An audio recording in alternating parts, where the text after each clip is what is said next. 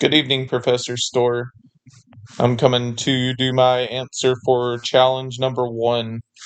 I just wanted to say so far I've really enjoyed the class and I really enjoy the feedback that you've given me on my previous video. I'm not very good at public speaking, although I do it at work.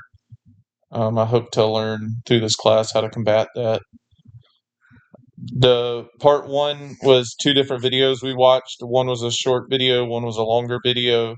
The first one kind of gave examples of why we feel the way we do when we do public speaking, give some of the signs and symptoms that you might experience along the lines of the increased heart rate, why all that happens, the fight or flight response.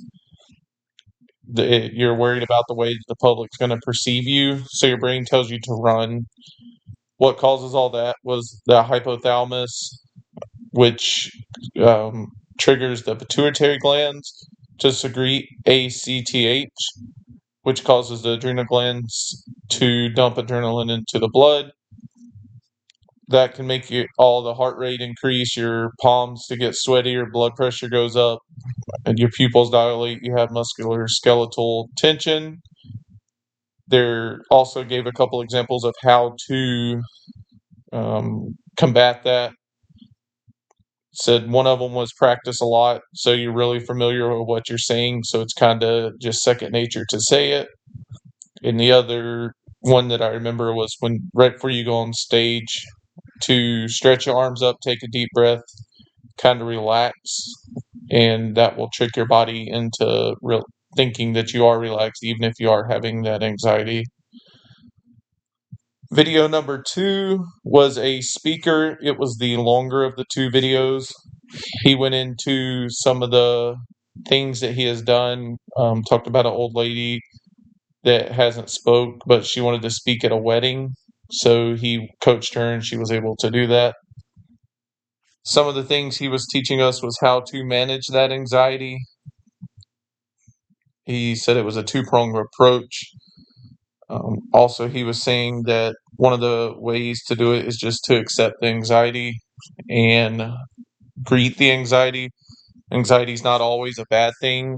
It can give you increased energy, can make you focus more. Some of the things he said about anxiety is you have to understand the sources and the symptoms. Some of the examples of the sources he gave was the fear of forgetting, the valuation and judgment of the audience. And he might, you always have that fear of saying the wrong thing or not communicating the right way to the audience and doing it wrong. Some of the symptoms he gave was what actually happens in the body physically and mentally. You can have shaking, increased heart rate, blushing, sweating. Some of the ways to do that would be to rehearse, greet the anxiety, and accept it, like I said. He also went into talking about if the audience it can feel your anxiety, it can give them anxiety, and they're not going to be focused on what you're saying, but how you're saying it. For the second part of part one, it was what are three things you learned from the video about communication, apprehensive, managing your nervousness, and why did I choose those three things? One of the one thing one thing that I did learn from the video, which I probably should have already known just due to being a paramedic in my job, is exactly what triggers the fight or flight. I probably learned it a long time ago, but it isn't something that's stuck in my mind. Um, Learning that the hypothalamus triggers the pituitary glands to secrete the ACTH, which causes the adrenal glands to dump the adrenaline into the blood. I chose that because I've always been a health nerd, just with my job being a paramedic, I always like to learn stuff, so it's always cool to learn stuff or relearn stuff. One of the other things I learned was from video number two. I didn't really know about the secondhand anxiety, even though it does make sense that if you're really anxious, it rubs off on the crowd. And I guess that chose that because that'll stick with me through this. because if I'm presenting something, I want it to stick with the crowd, and if I present it with a bunch of anxiety, then it's probably not going to stick. So that is going to stick with me. And I also enjoyed and learned about other ways to manage anxiety by one of the things was holding something cold in your hands. If your palms are sweaty, it can actually reduce your heart rate and your anxiety. I did not know that. I find that really interesting, and I actually really want to try it next time. Next time I present a class or something at work, I'm going to hold a cold water bottle and see if that helps me. See if it stick or actually works. First question of part one. What is your personal goal for this speech when it comes to getting better at public speaking, and why did you identify as your personal goal?